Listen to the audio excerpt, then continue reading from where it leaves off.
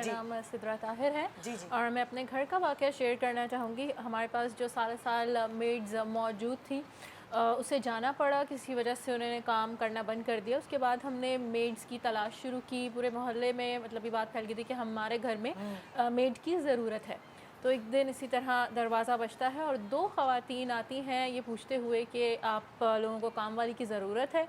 तो मेरी अम्मी ने उन्हें कहा कि जी बिल्कुल है, लेकिन हम एक ही जो है ना औरत को काम पे रखते हैं, हम 2 लोगों को एक साथ नहीं रखते, थैंक यू। लेकिन उन्होंने कहा कि आजकल हालात इतने बुरे हैं तो हम लोग साथ ही निकलते हैं और प्लीज़ हम बहुत भरोसे वाले लोग हैं, हम कभी भी कोई ऐसा काम नहीं करेंगे, आप प्लीज़ हमें रख लें, हमें बहुत ज़रूरत है काम की।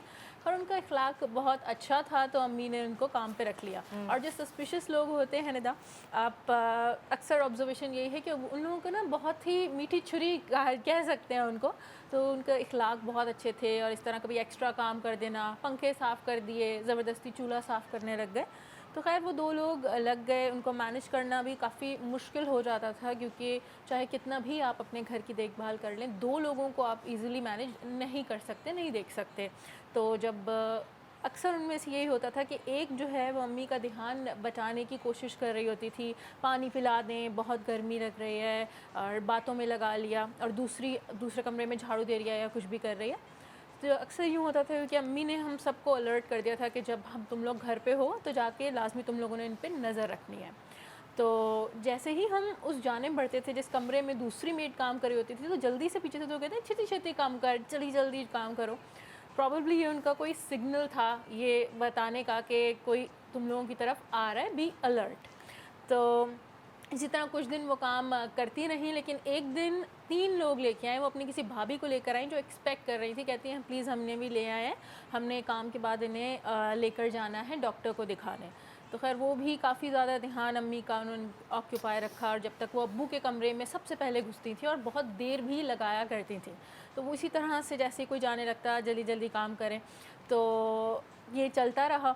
अब नेक्स्ट डे जब ये 3 लोग आए थे, उसके बाद मेरे फादर ने अपने असाइनमेंट में जाना था। Basically he is a photo journalist and a commercial photographer, तो उनके पास काफ़ी ज़्यादा लेंसेज हैं और लाइट्स हैं जो कि काफ़ी एक्सपेंसिव है, और वो उससे सिंगापुर से लेकर आए थे, तो वो काफ़ी कॉस्टली चीज़ें थी, और वो अलमारी में हमेशा सेफ़ जगह पे रखते थे।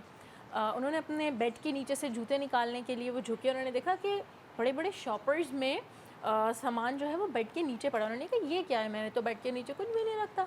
निकाल के देखा गया, उनके लेंसेज, उनकी लाइट्स, उनके स्टैंड्स जिनकी मालियत अच्छी खासी थी, उसमें कैमरास भी मौजूद थे। तो तकरीबन कोई 20-25 लाख का सामान वो था। तो अब्बू ने सबको बुलाया कि ये यहाँ आया कैसे। तो फिर हमने थोड़ा सोचा, तो फिर ये बात सामने आई कि ये जो उस दिन 3 लोग आए थे, ये जमा करके, या पता नहीं कब से वो कर रही होंगी जमा बेड के नीचे, कि किसी दिन मौका नहीं मिला निकलने का। एग्जैक्टली। और अब्बू का कमरा हमारे जो घर की एंट्रेंस है ऊपर वाले हमारे पोर्शन की, वो बिल्कुल सामने है।